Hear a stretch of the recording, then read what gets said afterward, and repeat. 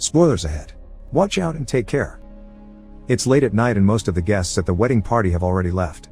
A small group of people is still around drinking though: young photographer Tun, his girlfriend Jane, and Tun's best friends from college, including the groom Ton. When they finally leave, Jane gets to drive while Tun chats with her in the passenger seat. It's his flirting that distracts her for a moment, so when she turns around to look at him, she almost doesn't notice the woman suddenly walking in front of the car.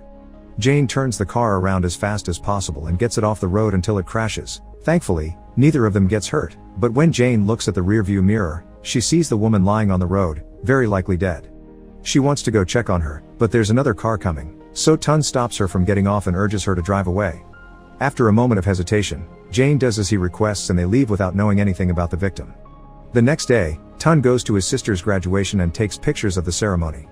When he's about to take a picture of the whole class, he notices a pale face among the students. Shocked, he lowers the camera and checks his surroundings, but it seems he's the only one that has noticed, so he just finishes his job as usual.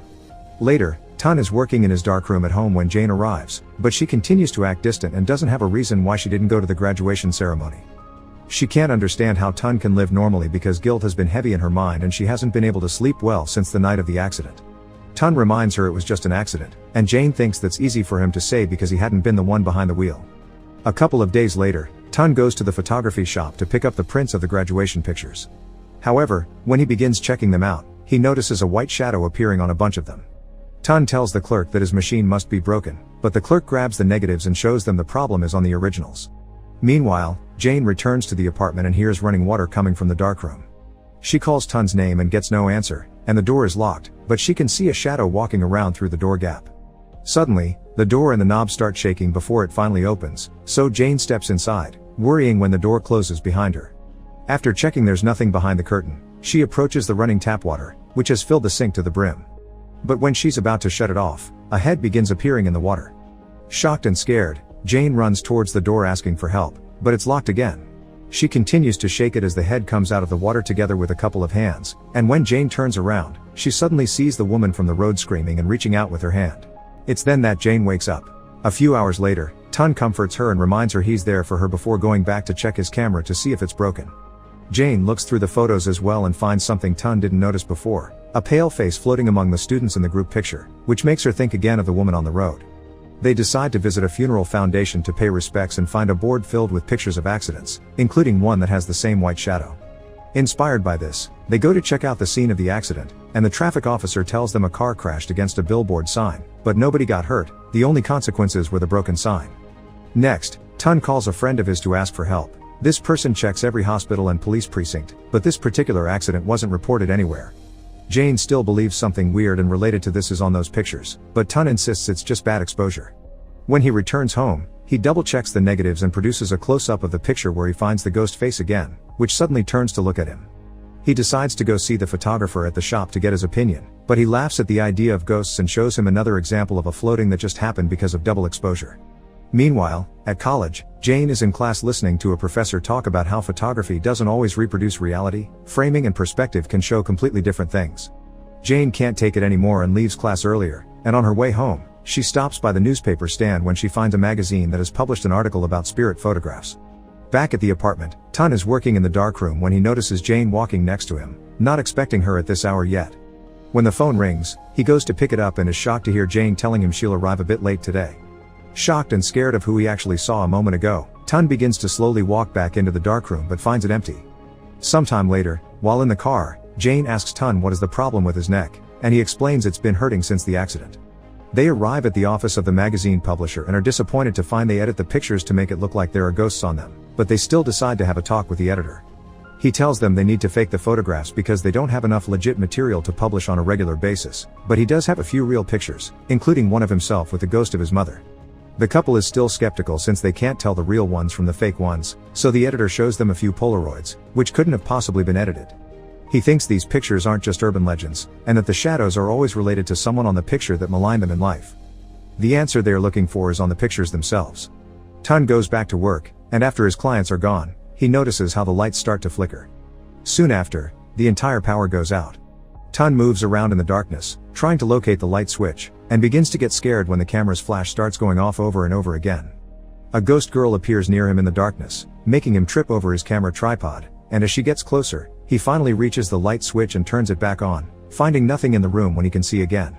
Sometime later, he goes to see a doctor for his neck pain. There's something strange with the scale because it shows double his regular weight, and none of the tests show anything wrong with him. The doctor still gives him some painkillers, and when Tun goes to pick them up at the pharmacy, he thinks he hears the nurse call him a liar, but he can never actually see the lips move, so he runs away without his pills. Later that night, he begins wearing a cervical collar, and he throws all his pictures on the floor after getting nervous because a documentary on TV kept talking about female grasshoppers eating their partners' heads while mating. Tun goes to see Jane at college, finding her alone in the classroom. When he comes closer, he notices blood dripping on her textbook, and suddenly Jane throws up even more blood, turning around to show blood also coming out from her eyes.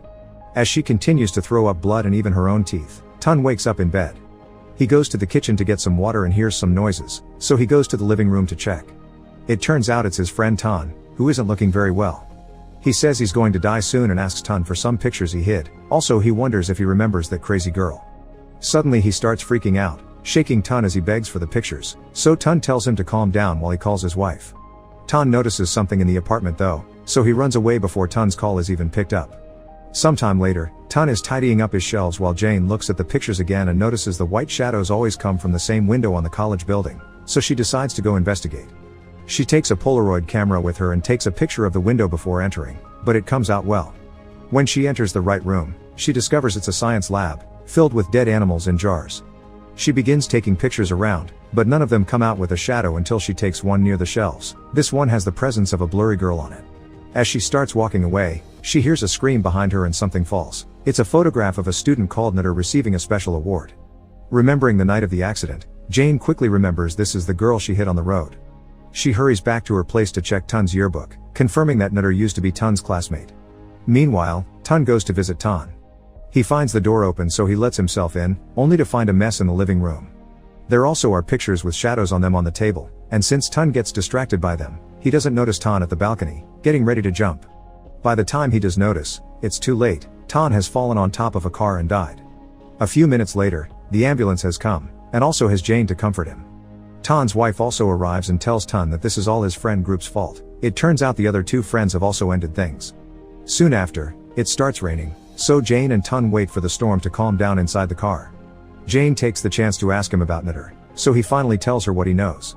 Knitter and he were classmates in college, where Knitter spent most of her time alone because she was shy and everyone thought she was weird. Tun felt bad for her, so he decided to befriend her and even date her, although they kept it a secret. Knitter loved him a lot and even gifted him a camera, which made him realize she was way more invested in their relationship than he was. Tun started to act more coldly towards her and wouldn't defend her against his friend's bullying. Eventually, he broke up with her and Knitter didn't take it well, threatening to hurt herself if he didn't take her back. Jane still doesn't understand how this affects Tun's friends, so he explains that he asked Tun to take care of Knitter, who disappeared shortly afterward. But he has no idea what they did, and now he's sure he'll die next. Later in the apartment, after taking his painkillers, Tun is resting with his head on Jane's lap while on the couch, telling her how he wishes he could go back in time and fix things, and neither of them notices the very low noise coming from the camera across the room. The couple decides to go on a trip, and they stop by a gas station to use the bathroom. While Tun is doing his thing, he hears someone entering the stall next to his, so when he realizes he is out of toilet paper, he asks the person to share his. The hand that appears under the stall wall is a woman's, so Tun freaks and rushes to check on her, but she's just a normal human being. Back on the road, they're waiting at the street lights when Tun notices something in the rearview mirror. It's Knitter's bloody body suddenly standing up and coming closer. Tun begins driving at a very high speed to lose her, but she soon appears on Jane's window, and then right in front of him. Tun loses control of the car and ends up taking it off the road, but by the time it stops, she's already gone. The next day, they stop to ask for directions, and Tun gets nervous when a child monk gives him a very weird look. Eventually, they finally make it to their destination, Knitter's home. Her mother lets them in when she hears they're her daughter's friends and shocks them when she says Knitter's taking a nap. After she leaves the room to get some food, the couple goes upstairs to investigate, and after seeing a variety of medicine bottles, they enter Knitter's room. What awaits for them there is indeed Knitter, but in the form of her decaying body.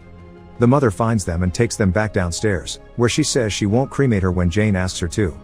To convince her, Tun shows her the photos as he explains Knitter's spirit is restless. The mother cries and, after wondering why her ghost won't visit her too and what happened to her to make her leave the city, she accepts to organize a funeral. Later, during the ceremony, one of the neighbors tells the couple that when Knitter came back, she wouldn't talk to anyone and wouldn't say why she dropped college. Then she overdosed on pills, but her mother found her in time and took her to the hospital. When she woke up there, she climbed to the roof and jumped off the edge. While they pray, Tun notices some candles going out and feels Nutter's presence behind him touching his shoulder, so he startles everyone in the room when he suddenly stands up in fear and finds nothing.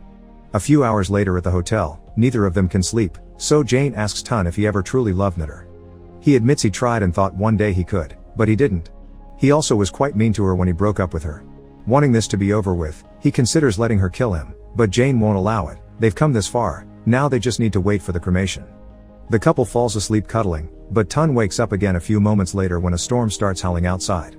He tries to go back to sleep, but suddenly he feels his blanket being pulled off, and he's shocked to find Nutter crouching at the foot of the bed. She starts climbing on the mattress, so Tun turns to wake Jane up, but when he looks ahead again, Nutter is gone. He checks under the bed and there's nothing there, then he sits up again, and that's when Nutter appears right next to him.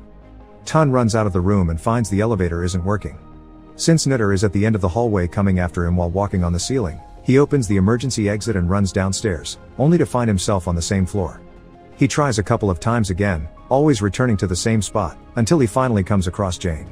Tun tells her they need to go and grabs her hands to pull, but finds her wrists hurt and bleeding. It's actually Nutter using Jane's face, and she grabs Tun's face as she demands to know why she left her and wouldn't love her back. Tun pushes her off and goes back to the hallway to then climb out of the window and take the emergency stairs. Nutter follows him and climbs after him, even appearing right in front of his face, which makes him slip and fall to the ground.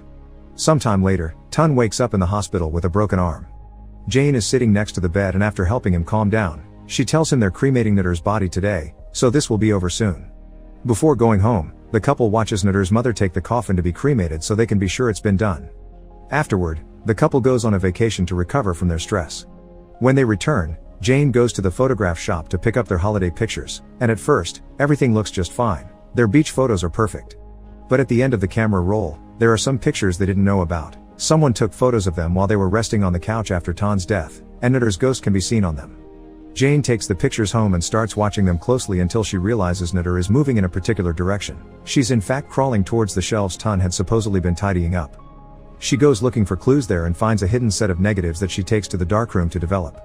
What she finds in the resulting pictures is quite disturbing. It turns out the way Tun got rid of Nutter was taking advantage of her while his two friends held her down. At that moment, Tun enters the room and a crying Jane wastes no time in insulting him and slapping him. Tun grabs her and asks her to let him explain. He hadn't known what Tun's plan was, he had walked on them by accident, and Tun asked him to take a picture to use as blackmail in case she tried something in the future.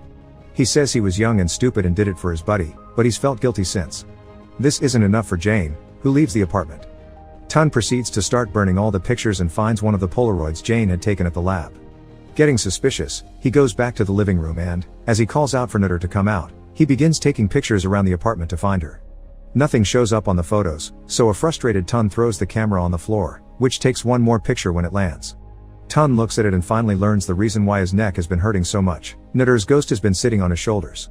She is there now too, and grabs his head to make him stumble until he falls out of the window. A few days later, Jane visits Tun at the hospital, finding him slumping over with a lost look on his face. As she enters the room and the door closes behind her, the reflection on the glass shows Nutter is still sitting on his shoulders. Make sure to subscribe and turn on notifications so you can watch more videos like this. Thanks for watching.